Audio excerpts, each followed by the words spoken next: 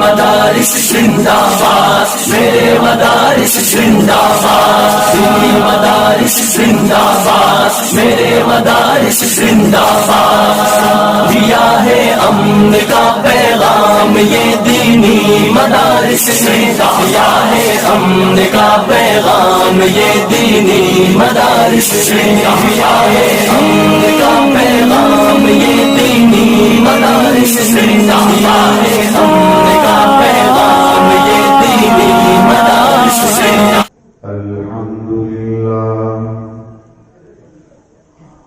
الحمد لله وكفى وسلام على عباده الذين اصطفى وصل وسلم على سيدنا محمد المصطفى وعلى آله وأصحابه نجوم الهدى وقادة التقى اللهم آثرنا ولا تؤثر علينا اللهم جنبنا الفواحش ما ظهر منها وما بطن ومن الخطايا والزلل أما بعد أعوذ بالله من الشيطان الرجيم بسم الله الرحمن الرحيم قل إن كنتم تحبون الله فاتبعوني يحببكم الله ويغفر لكم ذنوبكم والله غفور رحيم صدق الله العظيم۔ وہ نبیوں میں رحمت لقب پانے والا، مرادیں غریبوں کی برلانے والا، مصیبت میں غیروں کے کام آنے والا، وہ اپنے پرایوں کا غم کھانے والا، خطا کار سے درگزر کرنے والا، بداندیش کے دل میں گھر کرنے والا، اتر کر حرا سے سوئے قوم آیا اور ایک نسخہ کی دیا ساتھ لایا، فقیروں کا ملجا ضعیفوں کا ماوا، یتیموں کا والی غریبوں کا مولا، وہ بجلی کا کڑکا کھایا سو دہاتی، عرب کی زمین جس نے ساری ہلا دی، نئی ایک لگن سب کے دل میں لگا دی، اور ایک آواز میں سوتی بستی جگا دی، ان اللہ وملائکتہ یصلون علی النبی یا ایھا الذین آمنوا صلوا علیہ وسلموا تسلیما اللهم صل على سيدنا محمد وعلى آل سيدنا محمد وأصحابه وأزواجه وبارك وسلم۔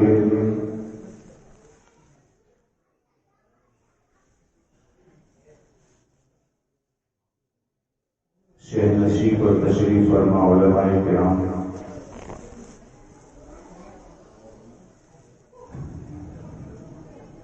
مہمانان اعظام، بزرگوں اور دینی بھائیوں،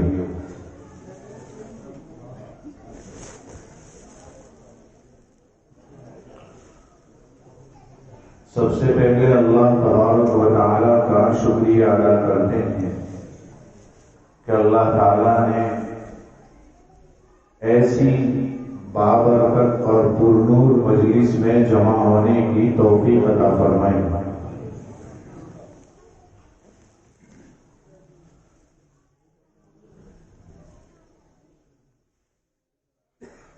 اور اس بات کا شکریہ ضرور ادا کرنا چاہیے کہ اللہ تعالیٰ نے ہم کو صفت ایمان سے متصف فرمایا۔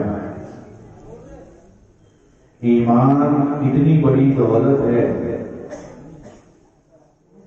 کہ اگر کوئی شخص اس کے بدلے میں یوں کہے کہ پوری دنیا بھر کر سونا دینا چاہتا ہوں اور آپ مجھے ایمان دے دو، تو ایمان والا اس کا سودا نہیں کرے گا۔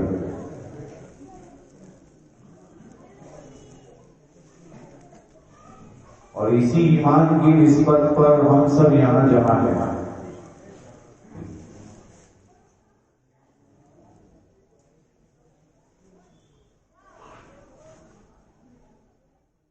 بہت سارے حضرات نے آپ کے سامنے اس سے پہلے گفتگو کی ہے۔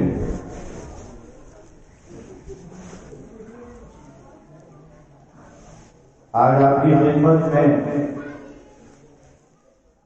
شب برات کے تعلق سے چند باتیں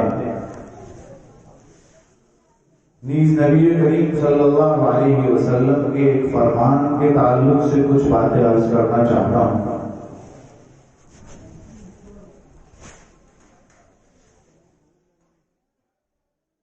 شرط یہ ہے کہ دھیان سے سنیں۔ بہت سارا شور ادھر ادھر ہوتا ہے، کہیں سے آواز آتی ہے، کبھی کوئی اٹھ کر جاتا ہے تو بات ادھر ادھر ہو جاتی ہے۔ بیان تو ویسے لوگ بہت سنتے ہیں، کئیوں کے سن چکے ہیں، ہم کہتے ہیں کہ ہم لوگ بیان سن سن کے سنی ہو گئے، لیکن اصل تو میرے بھائیوں عمل ہے۔ اگر عمل کے نام پر ہم زیرو ہیں تو ان بیانات کو سننے کا کوئی فائدہ نہیں ہے۔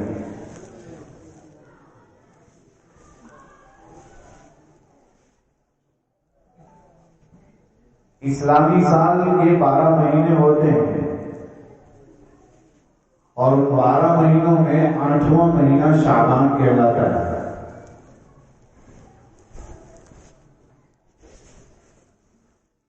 شعبان عربی زبان کا لفظ ہے اور اس کے مادے میں شین عین اور با ہے، اس کے معنی حصے کے آتے ہیں۔ اور چونکہ اس مہینے میں اللہ تعالی کی مغفرت کا بہت سارا حصہ نچھاور ہوتا ہے، اس لیے اس کو شعبان کہتے ہیں۔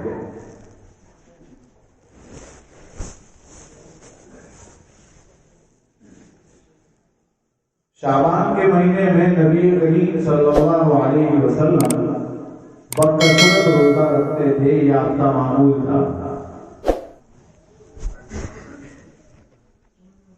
ہم کمزور بندے ہیں، ناتواں بندے ہیں، ہم اگر کثرت سے روزہ رکھنے جائیں گے تو ڈر ہے کہ کہیں رمضان کا روزہ چھوٹ نہ جائے۔ سرکار سے پوچھا گیا کہ آپ اس مہینے میں کثرت سے روزہ کیوں رکھتے ہیں؟ تو آپ صلی اللہ علیہ وسلم نے ارشاد فرمایا کہ اس مہینے میں فرشتوں کو ایک لسٹ حوالے کی جاتی ہے کہ اس سال کتنے لوگوں کی موت آنے والی ہے۔ تو میں یہ چاہتا ہوں کہ جس وقت یہ نامہ اعمال اور یہ فہرست سپرد کی جا رہی ہو اور اس میں اگر میرا تذکرہ ہو، جو بھی ہو، اس وقت میں روزے سے روزے، جیسا کہ آپ صلی اللہ علیہ وسلم پیر اور جمعرات کا بھی کثرت سے روزہ رکھتے تھے، بلکہ پابندی کیا۔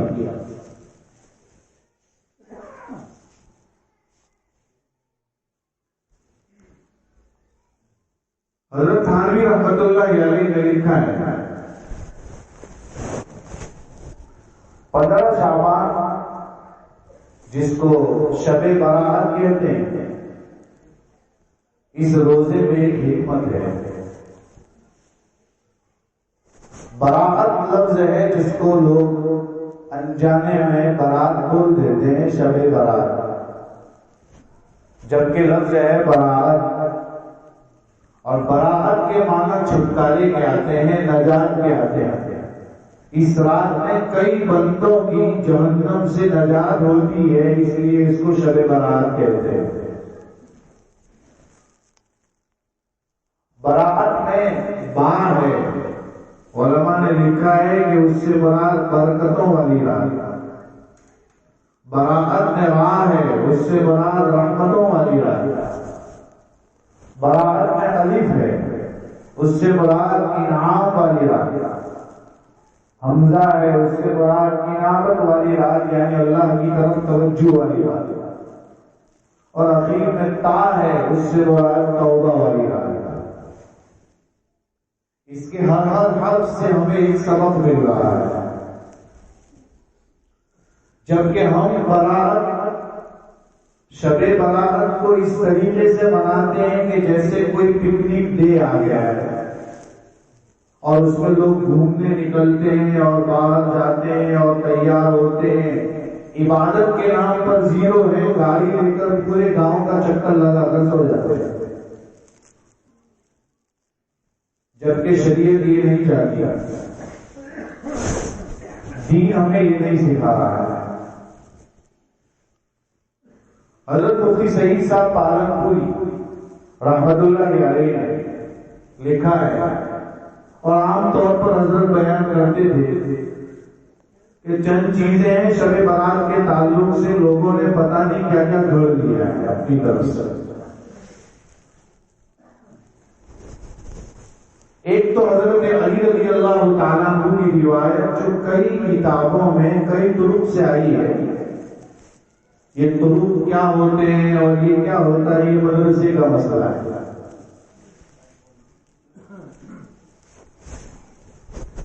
سب روایتوں کو جمع کرتے ہیں تو یہ حدیث حسن ہو جاتی ہے. تو حضرت علی رضی اللہ تعالیٰ عنہ فرماتے ہیں کہ آپ صلی اللہ علیہ وسلم نے فرمایا، جب شعبان کی 15ویں رات آ جائے تو قوموا لیلھا وصوموا نہارھا، رات کو عبادت کرو، بس اتنا ہی کہا ہے. ایسا کہیں نہیں کہا ہے کہ 4 رکعت پڑھنی ہے، 8 پڑھنی ہے، 2 پڑھنی ہے، اس میں سورہ فاتحہ 11 بار پڑھنی ہے، سورہ فلق اتنی بار پڑھنی ہے، ایسا کہیں بھی نہیں ہے. بس عبادت کرنی ہے. ذکر کرو وہ بھی عبادت، تسبیح پڑھو وہ بھی عبادت، نماز پڑھو وہ بھی عبادت، تلاوت کرو وہ بھی عبادت. کچھ بھی سمجھ میں نہ آئے تو عشاء کی نماز تکبیر اولیٰ سے پڑھ کر، فجر کی نماز تکبیر اولیٰ سے پڑھ لو اور سو جاؤ، انشاءاللہ پوری رات کی عبادت کا ثواب مل جائے گا.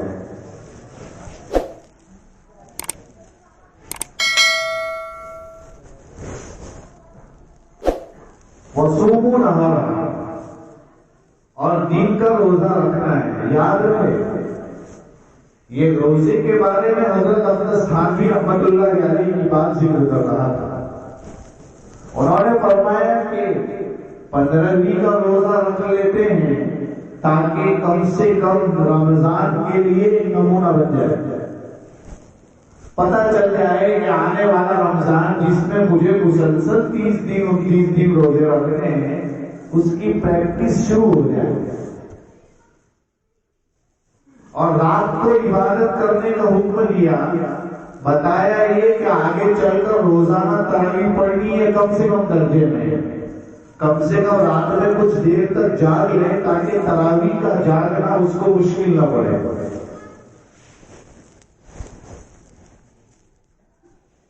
تو یہ تو نمونے کے طور پر ہے،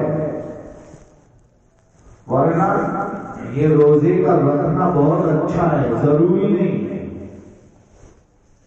بعض آدمی کسی وجہ سے، کسی عذر کی وجہ سے روزہ نہیں رکھتے تو لوگ اس کو دیکھتے رہتے ہیں کہ اس نے روزہ نہیں رکھا، اس کا عذر ہے، ٹھیک ہے، ورنہ یہ روزہ مستحب ہے.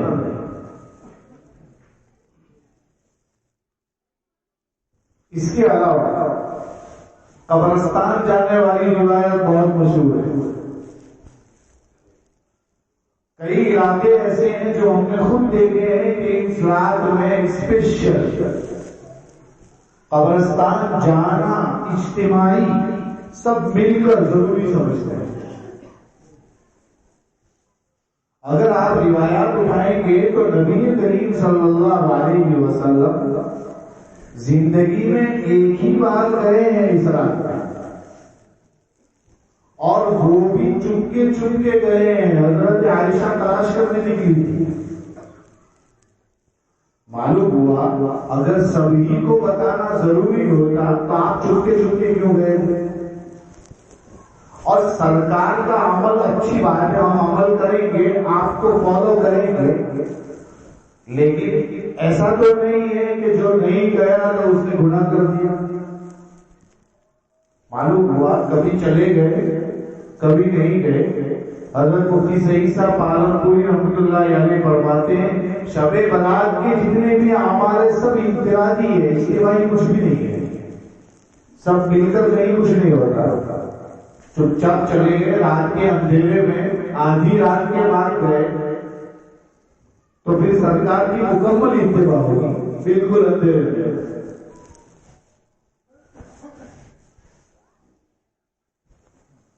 اتنا ہی ہے. اور زیادہ سے زیادہ دعائیں کرنی چاہیے اس رات میں، مرحومین کے لیے، رشتہ داروں کے لیے خصوصی طور پر دعا کرنی چاہیے. بس یہ 3 یا 4 اعمال شب برات کے تعلق سے.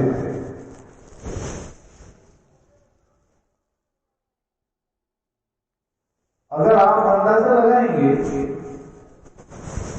تو اس کے علاوہ جتنی چیزیں لوگوں نے گڑھ رکھی ہے اس کی کوئی حقیقت اور اس کی کوئی حیثیت نہیں ہے.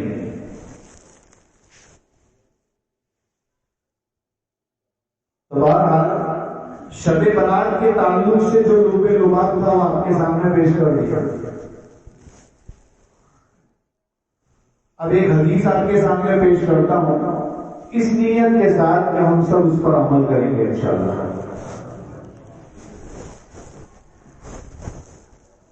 حضرت ابو ہریرہ رضی اللہ تعالیٰ عنہ کی روایت ہے. ابو ہریرہ رضی اللہ تعالیٰ عنہ بہت مشہور صحابی ہیں، خیبر کے موقع پر اسلام لائے تھے. ان کا نام عبد الرحمن ابن صخر ہے. سب سے زیادہ سرکار کی روایات نقل کرنے والے صحابی ہیں. 5374 روایات نقل کی آپ صلی اللہ علیہ وسلم تقریباً.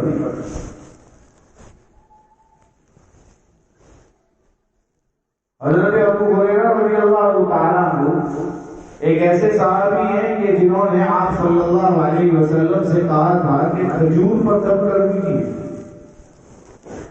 تو آپ صلی اللہ علیہ وسلم نے وہ کھجوروں پر دم کر کے وہ کھمیانی تھیلی تھی چھوٹی چھوٹی اس میں ڈال دی اور کہا کہ اس میں سے جب بھوک لگے کھاتے رہتے.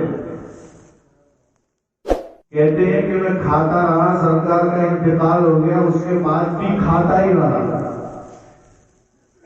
سن 35 میں حضرت عثمان غنی رضی اللہ تعالیٰ عنہ کی شہادت ہو رہی ہے. وہ شہادت والے واقعے میں حضرت عثمان کے اس مرحلے کے اندر، اس معاملے کے اندر ان کی تحریر بھی ہو گئی. وہ پریشان تھے. ان سے کسی نے پوچھا کیا ہے؟ لوگوں پر ایک غم ہے، مجھ پر 2 غم ہے. مجھ پر 2 غم، ایک تو میرے بھائی کے انتقال ہونے کا، شہید ہونے کا، اور ایک میری اس تھیلی کے گم ہو جانے کا. کہ جب ہاتھ ڈالتا اس میں سے کھجور نکلتی. تقریباً 28-29 سال تک جو سرکار نے چند کھجوریں دم کر کے دی تھی اس تھیلی میں سے کھجوریں نکلتی رہی. بہت مشہور صحابی ہے. حضرت عائشہ رضی اللہ تعالیٰ عنہا کی نماز جنازہ خود حضرت ابو ہریرہ نے پڑھائی اور پھر ان کا انتقال بھی ہوا. اس کے بعد یہ روایت نقل کرتے ہیں کہ ایک دن اللہ کے رسول صلی اللہ علیہ وسلم نے صحابہ سے ایک سوال کر دیا. کیا سوال کیا؟ من یأخذ منی ہؤلاء الکلمات، کون مجھ سے یہ چند کلمات حاصل کرے گا؟ یہ بالکل ایسا ہی ہے جیسے تبلیغی حضرات جب بیان ختم ہوتا ہے اور پھر ایک شخص کھڑا ہوتا ہے اور پوچھتا ہے بھائی کون لگائے گا 40 دن 4 مہینے، کون تیار ہے؟ تو پھر وہ جتنے بہت دھیان سے سن رہے ہوتے ہیں ایک دم سب جھکانے لگتے ہیں کہ اب مسئلہ کیا ہے، مشکل ہے تھوڑا سا۔ کتنے ایسے ہوتے ہیں بہت جلدی استنجے کے لیے چلے جاتے ہیں، کبھی پکڑ لیں گے۔ آپ صلی اللہ علیہ وسلم نے سوال کیا ہے کون مجھ سے یہ چند کلمات حاصل کرے گا، پہلا سوال ہے۔ پھر فرمایا ان کلمات پر عمل کرے گا، فَيَعْمَلُ بِهِنَّ۔ اور تیسری شکل یہ بتائی کہ عمل کرنے کے بعد لوگوں کو سکھلائے گا۔ یہ کون کرے گا؟ یہ 3 چیزیں کرنی ہیں، لے گا، عمل کرے گا اور عمل کر کے جن کو نہیں معلوم ہے ان کو سکھلائے گا۔ صحابہ بالکل خاموش ہیں۔ حضرت ابو ہریرہ رضی اللہ تعالیٰ عنہ فرماتے ہیں میں نے کہا انا یا رسول اللہ، ہمت سے کہہ دیا کہ اللہ کے رسول کا نہیں آیا۔ جیسے ہی آپ صلی اللہ علیہ وسلم نے سنا کہ ابو ہریرہ کھڑے ہو گئے تو آپ صلی اللہ علیہ وسلم نے اپنا ہاتھ ان کی طرف بڑھایا اور ان کا ہاتھ پکڑا۔ اور ہاتھ پکڑ کر ایک طریقہ ہوتا ہے مضبوط کوئی بات کہنی ہو تو کسی کا ہاتھ پکڑ کر جیسے بیان کرتے ہیں تو ہاتھ پکڑ کر کی جاتی ہے، ایسے ان کا ہاتھ پکڑ کر آپ نے چند باتیں گنوائی، کئی باتوں پر آپ کو عمل کرنا ہے اور لوگوں کو بتلانا بھی۔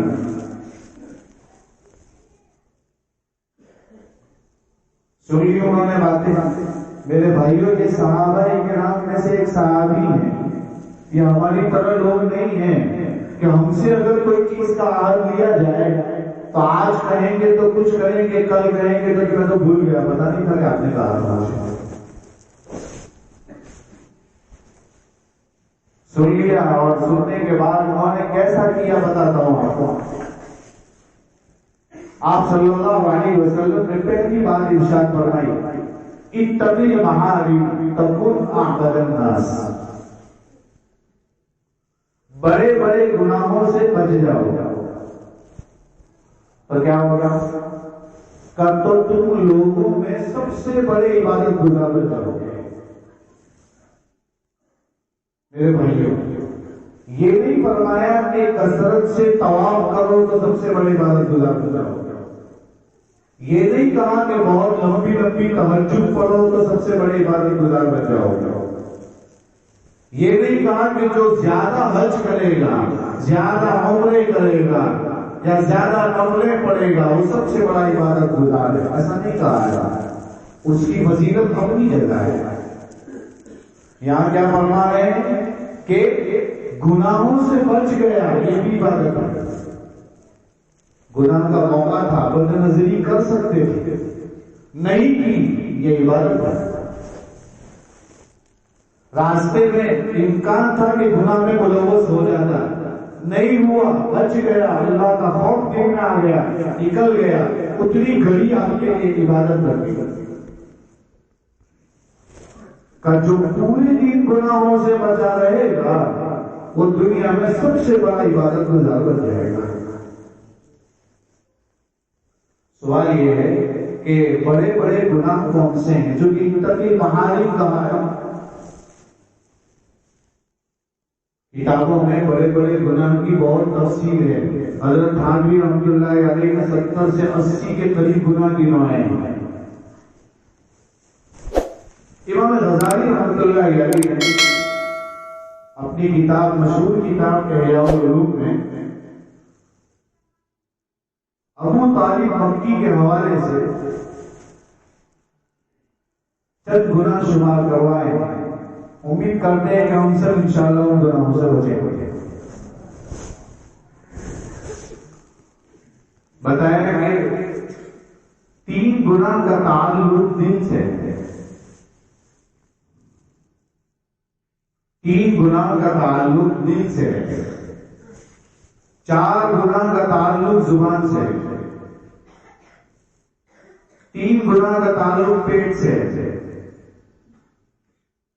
2 گناہ کا تعلق ہاتھ سے، اور 2 گناہ کا تعلق پیر سے، 1 گناہ کا تعلق اور 2 گناہ کا تعلق شرمگاہ سے، اور فرمایا 1 گناہ کا تعلق پورے بدن سے۔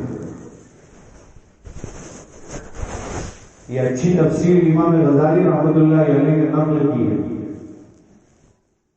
ابو طالب مکی رحمۃ اللہ علیہ کے حوالے سے۔ اس میں جو 3 گناہ کا تعلق قلب سے، اس میں پہلا گناہ جو ہے وہ شرک ہے، مشرک ہونا۔ آج کل ہمیں یہ پتہ نہیں ہوتا ہے کہ ہم شرک میں مبتلا ہیں، جبکہ ہم شرک میں مبتلا ہوتے ہیں، اور یاد رکھیے مشرک کی کبھی مغفرت نہیں ہوگی۔ یہ جو بڑی بڑی راتیں آتی ہیں، ان بڑی بڑی راتوں میں چند لوگوں کی مغفرت نہیں ہوتی، ان میں ایک مشرک ہے، ایک مشرک ہے، اسی طریقے سے ایک مشاہد ہے، یعنی سینے میں کینہ رکھنے والا، چھوٹی چھوٹی بات پر جھگڑتا ہے، دل میں رکھتا ہے، میل رکھتا ہے، ایسے شخص کی اس رات میں مغفرت نہیں ہوتی۔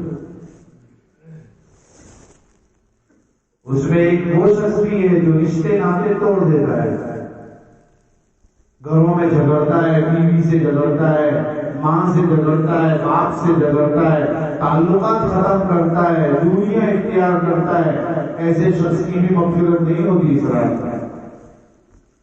بہت سارے لوگ ہیں شرابی کی نہیں ہوتی، آگے آئے گا۔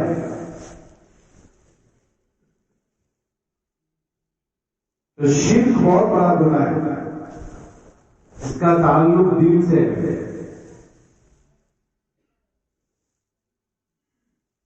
اور دوسرا گناہ جس کا تعلق شرک سے ہے، اللہ کے حکم پر راضی نہ ہونا،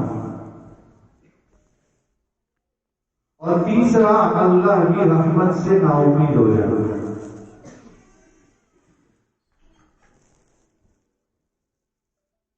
4 گناہ زبان سے تعلق رکھتے ہیں، ان میں پہلا گناہ جھوٹ بولنا۔ جھوٹ ہمارے معاشرے میں بہت عام ہے، چھوٹی چھوٹی بات پر جھوٹ بولتے ہیں، جبکہ وہ حدیث مشہور ہے کہ آپ صلی اللہ علیہ وسلم سے پوچھا گیا کہ مومن زنا کر سکتا ہے؟ آپ نے فرمایا جی ہاں، یہ کر سکتا ہے جی ہاں۔ ایسا کرتے کرتے آپ سے پوچھا گیا مومن جھوٹ بول سکتا ہے؟ تو آپ ٹیک لگا کر بیٹھے ہوئے تھے، آگے آیا اور فرمایا مومن اور جھوٹ کیسے جمع ہو گئے؟ اندازہ لگا سکتے ہیں ہمارا پورا بازار مسلمانوں کا تجارت اور جھوٹ سے بنا ہوا ہے، اور وہ حدیث مشہور ہے میرے بھائیوں، جو آدمی جھوٹ بولتا ہے اس کے منہ سے بدبو نکلتی ہے، اس کے 1 میل تک فرشتہ اس کے قریب نہیں آتا۔ تو جھوٹ نہیں بولنا چاہیے، کبھی بھی نہیں بولنا چاہیے زبان سے۔ اسی طریقے سے زبان کے گناہوں میں چغلی کرنا بھی ہے، جس کو لکڑے لگانا کہتے، آگ جلانا کہتے، ادھر کی بات ادھر کر دینا، ادھر کی بات ادھر کر دینا۔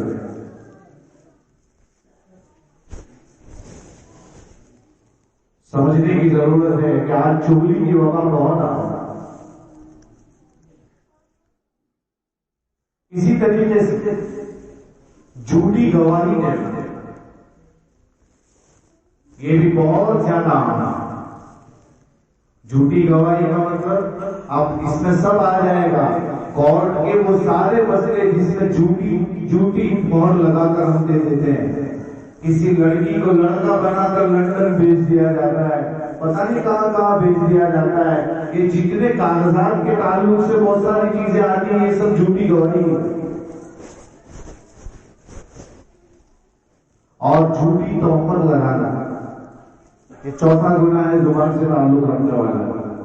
آج کل یہی ہے، تہمتیں لگاتے ہیں میرے بھائیوں، کچھ دیکھا نہیں ہے تب بھی تہمت لگتی ہے، جبکہ آپ جانتے ہیں حضرت عائشہ رضی اللہ تعالیٰ عنہا پر غلط تہمت لگی تھی تو 40 دن تک وحی کا سلسلہ ہوتے رہتا ہے۔ معلوم ہوا تہمت یہ اچھی چیز نہیں ہے۔ اسی طریقے سے 3 گناہ کا تعلق پیٹ سے ہے، ان میں ایک پہلا گناہ یتیموں کا مال کھانا۔ یتیم کا مال آتا ہے اور ہم کھا جاتے ہیں، یتیم کو بیچارے کو پتہ نہیں ہوتا۔ قرآن کریم کہتا ہے ان الذين يأكلون أموال اليتامى ظلما انما يأكلون في بطونهم نارا۔ وہ لوگ جو یتیموں کا مال ظلم کھاتے ہیں وہ اپنے پیٹوں میں جہنم کی آگ بھر رہے ہیں، قرآن کہتا ہے۔ اس سے اندازہ لگا سکتے ہیں کہ یتیموں کا ناحق مال کھانے والے کا انجام کیا ہوگا۔ پیٹ کا گناہ میں دوسرا گناہ شراب ہے۔ شراب پیتے ہیں، اب آپ انداز لگا سکتے ہیں کہ کیا مسئلہ ہے۔ 13 سال کے، 12 سال کے، 11 سال کے بچے شراب کے عادی ہیں، اور اتنی شراب عام ہو گئی ہے کہ بس روح افزا کی بوتل میں آتی ہے تو لوگ سمجھتے ہیں کہ تو روح افزا ہے، جبکہ وہ تو شراب ہے، نام بدل بدل کر آ رہا ہے۔ اور اب تو میڈیکلسٹ گولیاں بھی نکلی ہے جس سے لوگ نشہ لیتے ہیں، کھانسی کی سیرپ بھی نکلی ہے جس کو لوگ پی کر نشہ لیتے ہیں، پیٹرول کا نشہ بہت مشہور ہے، چرس اور گانجا ہمارے جوانوں میں عام ہے۔ میرے بھائیوں، اپنی جوانی کو سنبھالیے، آج کے جوان سدھر گئے تو آگے کی نسلیں صحیح ہوگی۔ شراب بہت عام ہے، جس نے دنیا میں شراب پی ہوگی جنت میں بھی ایک شراب پینے والی ہے، وہ اس سے ہمیشہ کے لیے معلوم ہو جائے گا۔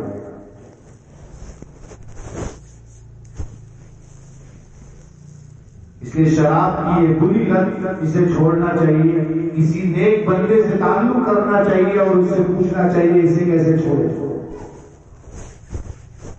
نشہ بہت خراب چیز ہے۔ پیٹ کے گناہوں میں تیسرا گناہ سود کا کھانا، انٹرسٹ کا کھانا۔ کسی کو کہتے ہیں کہ بھائی یہ انٹرسٹ ہے، آپ کیوں کھا رہے ہیں اسے، سب کچھ ہوتا نہیں ہے اس سے۔ اور کتنے تو ایسے ہوتے ہیں جو یہ کہتے ہیں کہ آپ تھوڑی میری خبر میں آنے والے ہیں۔ میرے بھائیوں، سود ایک ایسا گناہ ہے گویا وہ اللہ سے جنگ کا اعلان کر رہا ہے، اور ہمارا پورا معاشرہ سود کو کھا رہا ہے، اسے پتہ ہی نہیں یہ سود کہتے کسے۔ علماء سے کانٹیکٹ کرنا چاہیے، رابطہ کرنا چاہیے، ان سے ملنا چاہیے اور مل کر پوچھنا چاہیے کہ سود کہتے کسے، کس چیز میں سود آتا ہے، لون کہاں تک صحیح ہے، کیسے لی جائے گی، بینک میں انٹرسٹ کیسے آتا ہے، کس طریقے سے آتا ہے، یہ سب پوچھنا چاہیے۔ وہ پیسے کو کہاں دینا چاہیے، کس کو دینا چاہیے۔ اسی طریقے سے ہاتھ سے تعلق رکھنے والے گناہ میں چوری ہے۔ چوری بھی بہت عام ہے، ہمارے یہاں 10 سال کے بچے چوری کرتے ہیں اور فخراً کہتے ہیں میں نے وہ چوری کر لی۔ یہ ہاتھ بہت قیمتی ہے، اللہ کی امانت ہے، لیکن جب اس سے غلط چیز کا وجود ہوگا کبھی اس ہاتھ کی کوئی ویلیو نہیں، اسے کاٹ لیا جائے گا، جیسا کہ چوری کی سزا ہاتھ کا کاٹنا ہے۔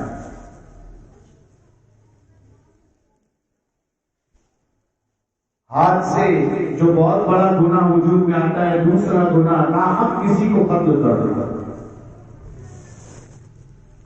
मर्डर के केस भी बहुत आ रहे हैं, इधर उधर से आ रहे हैं, पता नहीं किस बुनियाद पर आ रहे हैं। आज गुनाह इतने हो चुके हैं मेरे भाइयों के दिन सख्त हो गए, कुछ पड़ी नहीं है किसको क्या कर दिया, क्या मार दिया। ये बहुत बड़ा गुनाह, कबीरा गुनाह है। ये जितने गुनाह गिनवाए सब कबीरा है, सब बड़े बड़े गुनाह है।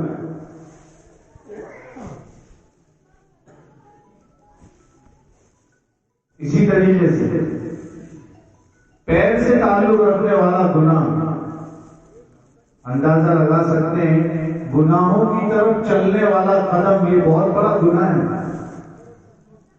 बाद लोगों ने तो बताया कि मस्जिद की अजान हो और पैर मस्जिद की तरफ न चले, ये भी बहुत बड़ा होता है।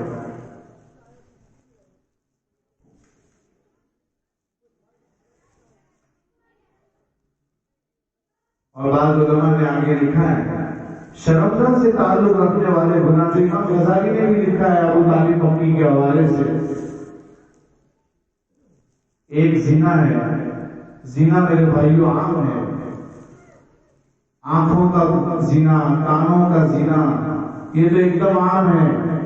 बांसुरी सुनते हैं, म्यूजिक सुनते हैं, उसी में सो जाते हैं। अल्लाह का डर खत्म हो गया है।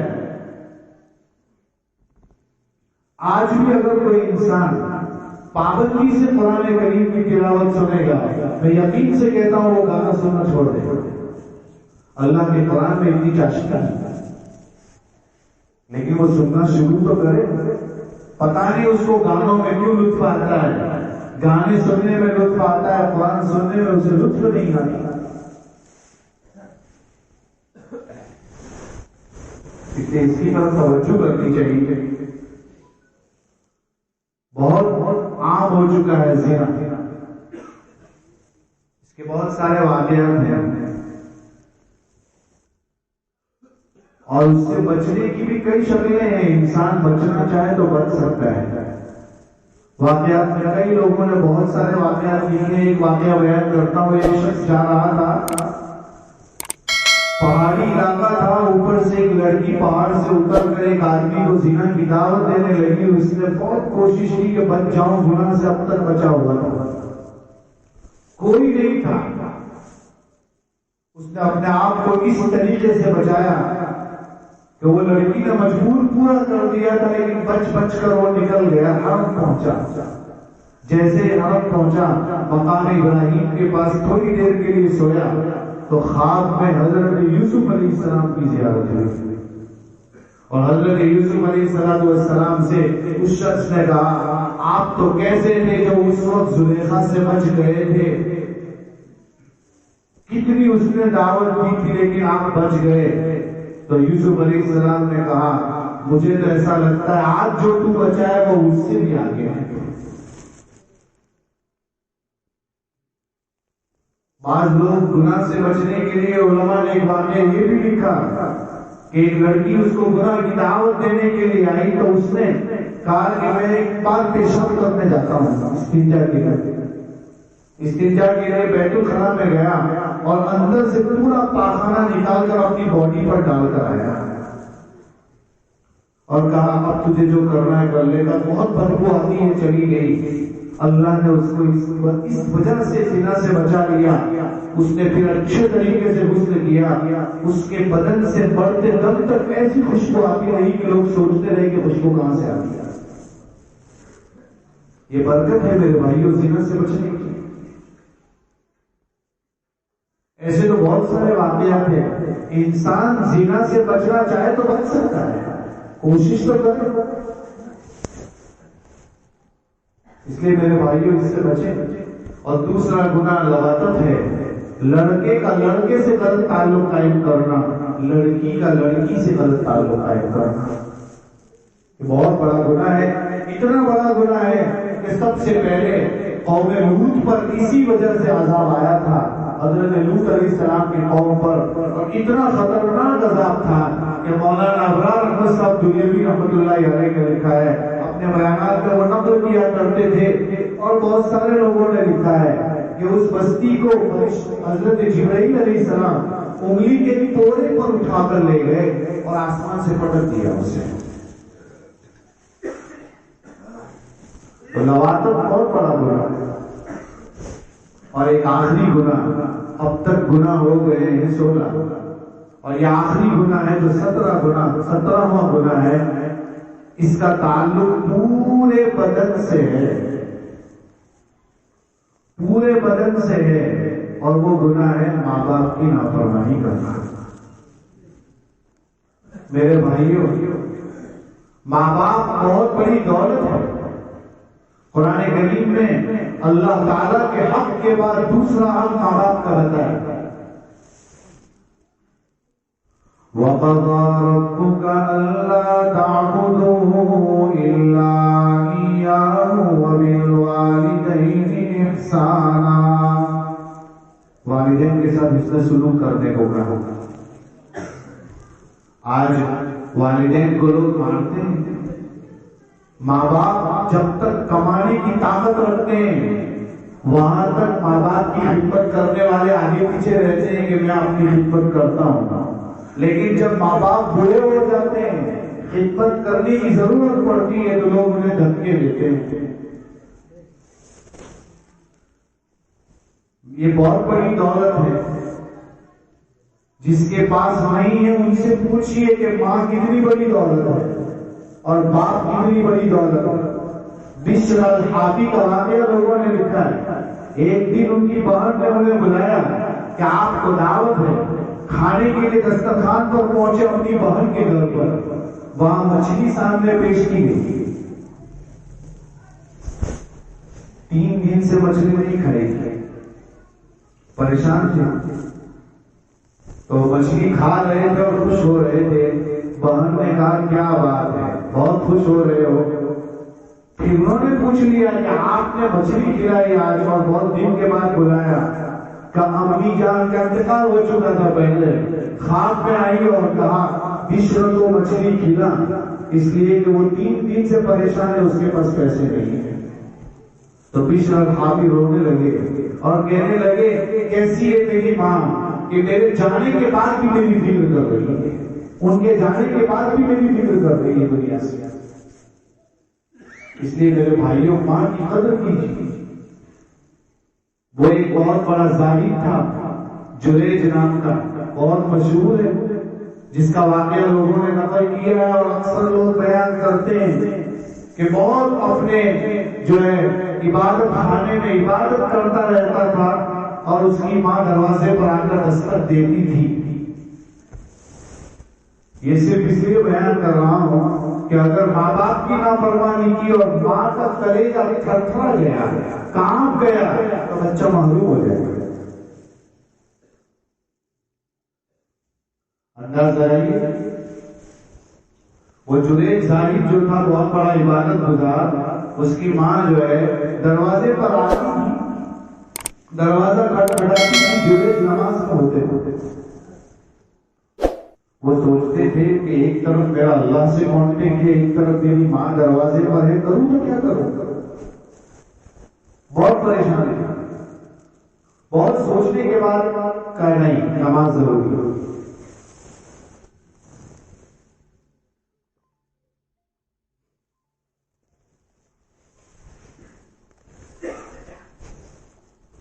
ایسا 3 مرتبہ ہوا. ماں دروازے پر سے چلی گئی.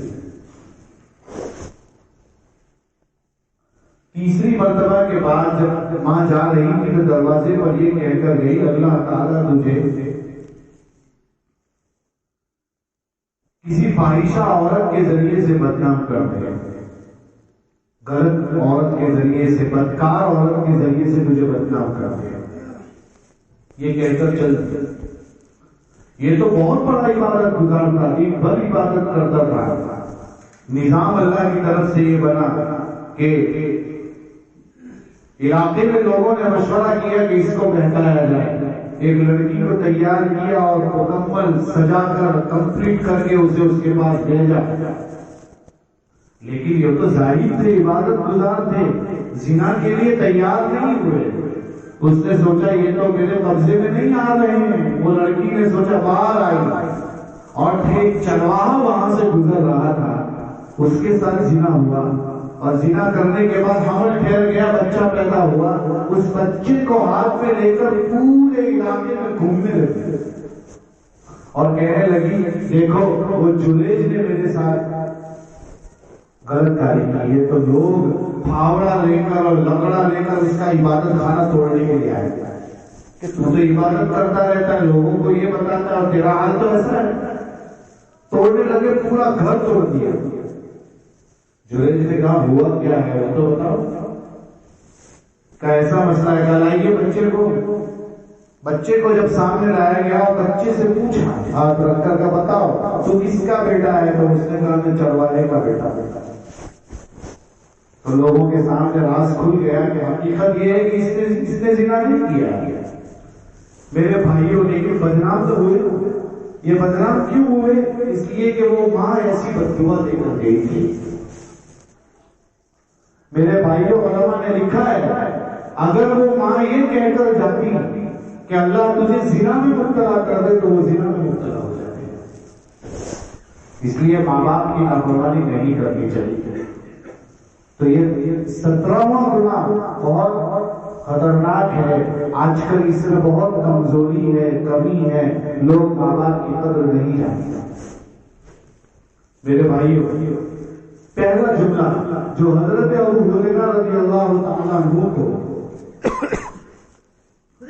آپ صلی اللہ علیہ وسلم نے بتایا، اتق المحارم تکن اعبد الناس، بڑے بڑے گناہوں سے بچ جاؤ تو تم لوگوں میں سب سے بڑے عبادت گزار بن جاؤ گے۔ انشاءاللہ اس پر عمل کریں گے۔ دوسری بار آپ صلی اللہ علیہ وسلم نے ارشاد فرمائی، وَارْضَ بِمَا قَسَمَ اللَّهُ لَكَ تَكُنْ أَغْنَى النَّاسِ، جو اللہ تعالیٰ نے تمہارے حصے میں لکھا ہے اس پر راضی ہو جاؤ تو کیا ہوگا؟ کہ تو تم لوگوں میں سب سے بڑے مالدار بن جاؤ گے۔ کتنی بڑی نصیحت ہے! کیا کہنا چاہتے ہیں؟ تقدیر پر راضی ہو جانا، اللہ مجھے جس حال میں رکھے میں خوش ہوں۔ حضرت سعد بن ابی وقاص رضی اللہ تعالیٰ عنہ سرکار کی والدہ کے خاندان سے، اس لیے ان کو سرکار کا ماموں کہا جاتا ہے، حقیقی ماموں نہیں ہے۔ یہ مستجاب الدعوات ہے۔ مستجاب الدعوت کا مطلب کیا ہوتا ہے؟ اس کا مطلب یہ ہوتا ہے کہ وہ جو بھی دعا کرتے تھے قبول ہو جاتے تھے۔ تو لوگ ان کے پاس ہر طرح کی بیماری لے کر آتے، وہ دعا کرتے، اللہ ان کی دعا سن لیتا، قبول کر لیتا، وہ اچھا ہو جاتا۔ یہاں تک کہ نابینا شخص آتا تو نابینا کے لیے دعا کرتے، اس کی بینائی لوٹا۔ کسی نے، وہ خود نابینا تھے، ابھی نابینا ہو گئے تھے، وہ سب کے لیے دعا کرتے، ان کی بینائی لوٹ آتی۔ ان سے کسی نے کہا ساری دنیا سے باخبر اور اپنی ہی دنیا سے بے خبر، آپ کی گھر کی اپنی ہی حالت ٹھیک کر لو، اپنی لیے دعا کرو، آپ کی بینائی لوٹ آئے گی۔ تو بڑے درد بڑے انداز میں جواب یہ دیا حضرت سعد بن ابی وقاص رضی اللہ تعالیٰ عنہ نے، بینائی کے لوٹنے سے اللہ نے مجھے جس حال میں رکھا ہے اس پر میں زیادہ خوش ہوں، اس لیے میں اس کے لیے دعا نہیں کرتا ہوں۔ تو تقدیر پر راضی ہونا یہ بہت بڑی نعمت ہے۔ یہ دوسری نصیحت آپ صلی اللہ علیہ وسلم نے ارشاد فرمائی۔ تیسری نصیحت آپ صلی اللہ علیہ وسلم نے ارشاد فرمائی، وَأَحْسِنْ إِلَىٰ جَارِكَ تَكُنْ مُؤْمِنًا، اپنے پڑوسی کے ساتھ اچھا سلوک کرو۔ ہم لوگ تو پڑوسی کے ساتھ اچھا سلوک تو کرنے کی بات بہت دور رہی، پڑوسی کو لوگ گالیاں بھی دیتے ہیں، برا بھلا بھی کہتے ہیں، اور بددعائیں بھی دیتے ہیں، اور پتہ نہیں کیا کیا کرتے ہیں، میرے پاس لفظ بھی نہیں ہے اس کے۔ آپ جانتے ہیں پڑوسیوں کے حقوق علماء نے بیان کی، آپ صلی اللہ علیہ وسلم نے کئی چیزیں بتائی کہ اس میں ایک حق ہے مریض کی عیادت کرنا، بیمار کی عیادت کرنا ایک الگ حق ہے، لیکن پھر پڑوسی بیمار ہو تو اس کا حق بڑھ جائے گا۔ جیسے پڑوسی کے ساتھ اچھا سلوک کرنے کو کہا ہے، پڑوسی اگر مسلمان ہو تو اس کا حق بڑھ جائے گا۔ پڑوسی اگر مسلمان ہونے کے ساتھ ساتھ رشتے دار ہو تو اس کا حق اور بڑھ جائے گا۔ تو ہم لوگ تو پڑوسی بیمار ہوتا ہے تو جانے کی بات تو بہت دور رہی، کہتے ہیں اچھا ہے مر جائے گا، ایسے جملے بولتے ہیں۔ آپ جانتے ہیں میرے بھائیو، ایک بیمار کی عیادت کرنے جاتا ہے اگر کوئی انسان، اللہ کے رسول صلی اللہ علیہ وسلم فرماتے ہیں اگر صبح جاتا ہے تو شام تک اس کے لیے 70,000 فرشتے مغفرت کی دعا کرتے ہیں، لیکن ہمیں یقین ہی نہیں ہے۔ رات کو جائے گا، شام کو جائے گا، صبح تک۔ اور ایک بزرگ نے تو یہ لکھا ہے کہ ٹھنڈی میں اس کو مغرب پر جانا چاہیے اور گرمی میں اس کو فجر میں جانا چاہیے، کیونکہ گرمی میں دن بڑا ہوتا ہے تو لمبا دن ملے گا اور فرشتے بہت دیر تک اس کے لیے مغفرت کی دعا کریں گے، اور ٹھنڈی میں راتیں لمبی ہوتی ہے، سردی میں تو فرمایا کہ رات میں جائے گا تو لمبی رات اس کے لیے فرشتے مغفرت کی دعا کریں گے۔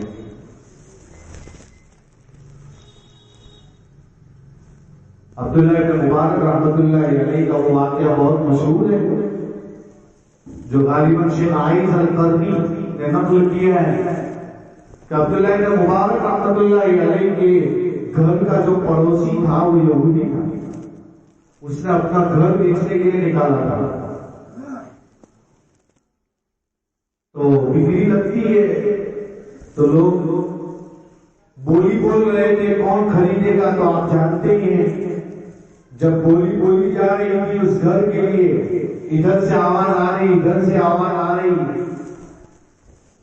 عبداللہ بن مبارک اپنے سبق سے بھاری ہو کر آ رہے تھے، بہت بڑے عالم ہیں، امام ابو حنیفہ رحمۃ اللہ علیہ کے شاگرد ہیں اور امام بخاری رحمۃ اللہ علیہ کے استاد ہیں۔ ان کے سبق میں کم سے کم باتوں کو آگے پہنچانے والے، جیسے اگر لائٹ چلی جاتی ہے تو امام کی آواز کو بیچ میں سے کوئی پیچھے پہنچاتا ہے، اس کو مکبر کہتے ہیں۔ ان کے سبق کی بات کو پہنچانے والے مکبرین 1400 تھے، تو انداز لگا سکتے ہیں ان کے سبق میں کتنے لوگ بیٹھتے ہوں گے۔ لوگوں نے 40,000 تک کی تعداد تعمیر کی، بہت بڑے آدمی تھے، سبق پڑھا کر آ رہے تھے، گھر کے پاس دیکھا بھیڑ ہے، جیسے ہم اپنے گھر کے پاس بھیڑ دیکھیں گے تو پوچھیں گے کہ بھائی کیا مسئلہ ہے۔ انہوں نے پوچھا کیا مسئلہ ہے، کہ آپ کا پڑوسی نے، آپ کے پڑوسی نے گھر بیچنے کے لیے نکالا ہے، کہ آخر میں کیا قیمت دے ہوئی، کچھ 10,000 اس زمانے کو دے، دینار جو بھی دے ہوا، بڑی قیمت تھی۔ عبداللہ بن مبارک رحمۃ اللہ علیہ نے جانے سے پہلے پوچھا ہوا کیا، تو لوگوں نے بتلایا کہ اس نے قیمت رکھی بہت ساری 10,000۔ وہ جس آدمی نے یہ طے کر لیا کہ میں یہ خریدوں گا، وہ اندر گیا گھر میں تو دیوار ٹوٹی ہوئی ہے، دروازہ ٹوٹا ہوا ہے، کھڑکی ٹوٹی ہوئی ہے، گھر کی حالت بھی ایسی نہیں ہو کہ 10,000 قیمت رکھی۔ تو اس گھر والے یہودی ہیں، اس نے کیا جواب دیا میرے بھائیوں، دیکھنے کی بات ہے۔ فرمایا کہ گھر کی قیمت تو 2,000 ہے، جو 8,000 ہے وہ میرے پڑوس کا عبداللہ بن مبارک ہے، اس کی قیمت ہے۔ ایسا پڑوسی آپ کو کہاں ملے گا، اس کی قیمت لگائی ہے۔ عبداللہ بن مبارک کی بات آگے یہ ہے کہ انہوں نے کہا کیوں بیچ رہے ہو، کہا میری لڑکی کی شادی ہے، میرے پاس پیسے نہیں ہے، میں گھر بیچ رہا ہوں۔ عبداللہ بن مبارک نے جیب سے پورے پیسے نکال کر دے دیے کہ تم جیسوں کو جانا نہیں چاہیے، یہاں رکو، یہ پٹ کرو، پورے پیسے میں دیتا ہوں۔ دیکھیے میرے بھائیوں پڑوسی کیسے ہوا کرتے ہیں۔ آج کل ایک پڑوسی دوسرے پڑوسی کے ساتھ حسن سلوک تو بہت دور رہا، چھوٹا سا حق بھی ادا نہیں کرتا ہے۔ تو آپ صلی اللہ علیہ وسلم کیا فرماتے ہیں، اپنے پڑوسی کے ساتھ اچھا سلوک کرو گے تو کامل مومن ہو جاؤ گے۔ کتنی بڑی بات ہے۔ ہمارے استاد تھے حضرت مولانا ذوالفقار صاحب رحمۃ اللہ علیہ، وہ فرمایا کرتے تھے کہ میں ایک بار لندن گیا تو لندن میں جب شہری کر رہا تھا تو لوگوں نے میرے سامنے پیپر پلیٹ پیش کی، کھانے میں بھی پیپر پلیٹ، گلاس بھی پیپر گلاس. میں نے پوچھا بھائی کیا بات ہے، شہری میں تیرے یہاں مہمان آیا ہوں اور تم کانچ کے گلاس بھی نہیں ہے تیرے پاس، اسٹیل کے گلاس بھی نہیں ہے.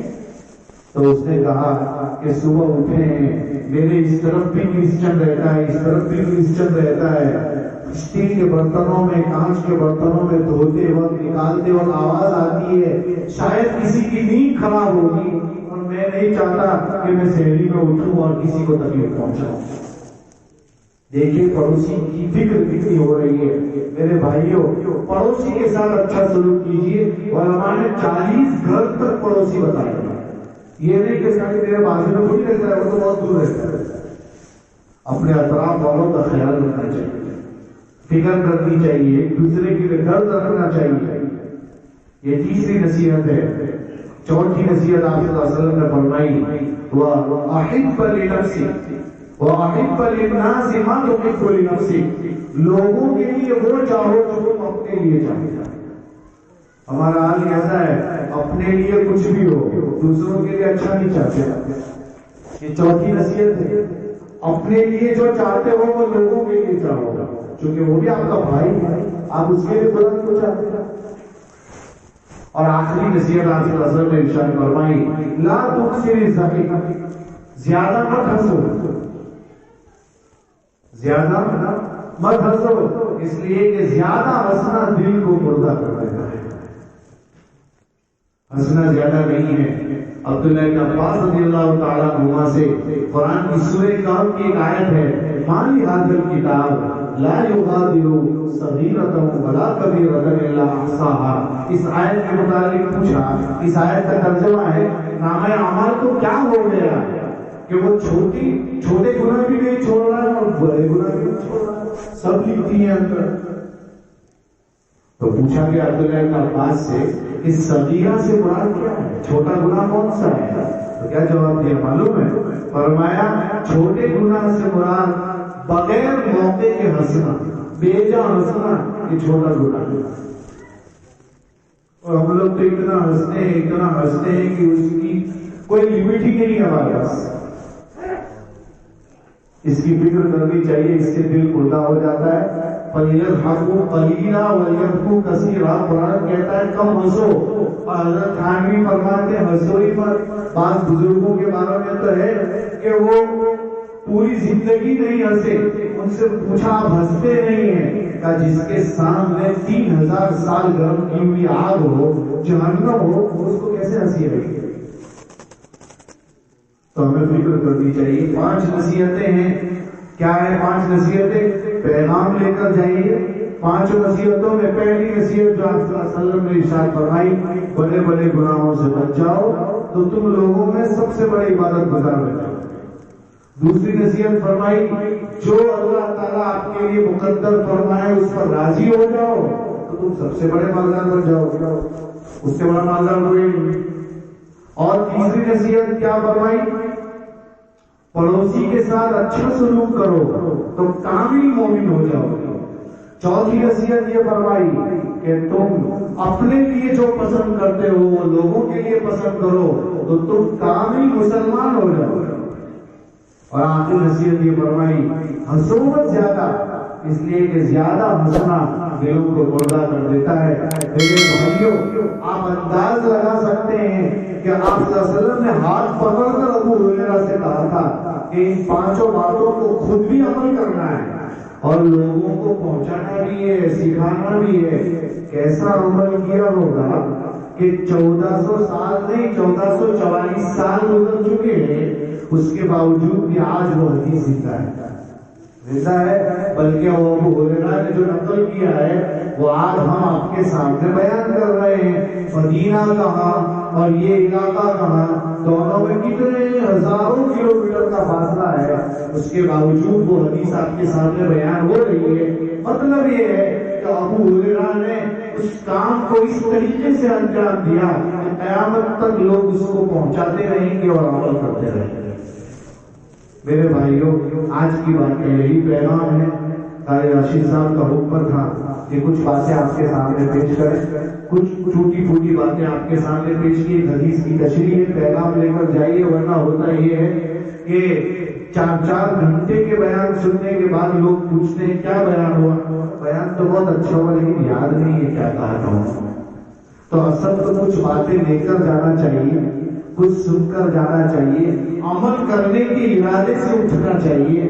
بڑی رات ہے، اس میں کوئی لمبی باتیں نہیں ہوتی، دل بیٹھنا نہیں ہوتا، لیکن یہ پروگرام رکھنے کا مقصد یہ ہوتا ہے کہ آپ کے سامنے کچھ نیلی باتیں آ جائیں اس بہانے سے، چونکہ اس رات میں ایسے ایسے لوگ آ جاتے ہیں جس نے پورے سال مسجد دیکھی نہیں ہوتی، وہ کبھی کبھی ہی نظر آتے ہیں، رمضان میں آتے ہیں، یہ بڑی راتوں میں آتے ہیں، عید کے دن آتے ہیں، وہ بہت مشہور ہوتے ہیں، بہت مشہور ہے نا 8 کی 8 کی 360 کی، وہ 3-4 نمازیں ہی پڑھتے ہیں، اس کے علاوہ کچھ بھی چاہ رہتا ہے، تو وہ سب لوگ آ جاتے ہیں۔ شاید اس رات کی برکت سے اور ان بزرگوں کی بڑوں کی باتوں کی برکت سے اللہ تعالیٰ اس کے دل کو زندہ کر دے اور نمازی بن جائے، مسجدوں میں آ جائے۔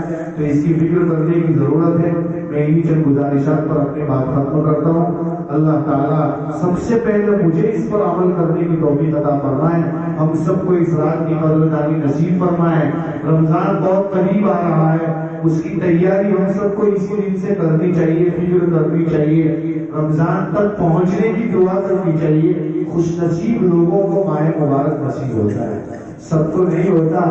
جب رمضان عید کا چاند نظر آتا ہے تو لوگ خوشیاں منا رہے ہوتے ہیں اور بزرگان دین کی چیخیں نکل جاتی ہیں، اس لیے روتے ہیں کہ پتہ نہیں آئندہ یہ رمضان نصیب ہوگا کہ نہیں۔